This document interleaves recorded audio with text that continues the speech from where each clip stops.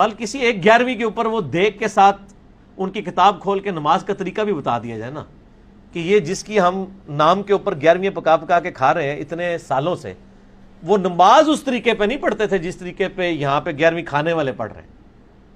کیونکہ یہ جو 11ویں کھانے والے ہیں ان کو زیادہ بہتر پتہ ہے نماز کا طریقہ شیخ عبد القادر جیلانی سے، کیونکہ جب ہم آپ کو وہ طریقہ بتائیں گے وہ تو آپ نہیں کرنے کے لیے تیار ہوں گے.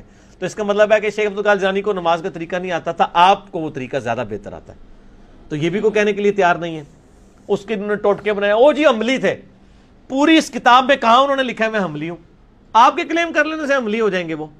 کہیں انہوں نے تقلید کے اوپر چیپٹر باندھا ہے کہ تقلید ضروری ہے، ورنہ تو آپ کے بزرگ بابے کتاب لکھتے ہیں تو پہلے تقلید لکھتے ہیں. پوری غنیت و طالبین کے اندر کوئی مجھے تقلید کا چیپٹر دکھائے. ان تو لکھا ہے اہل سنت، اصل میں اہل حدیث ہیں جو اہل سنت ہیں، ٹھیک ہے نا. وہ اسی لیے اہل حدیث کہتے ہیں وہ تو ہمارے بزرگ تھے. یہ کہتے ہیں نہیں او اہل حدیث اور نے تسی اہل حدیث اور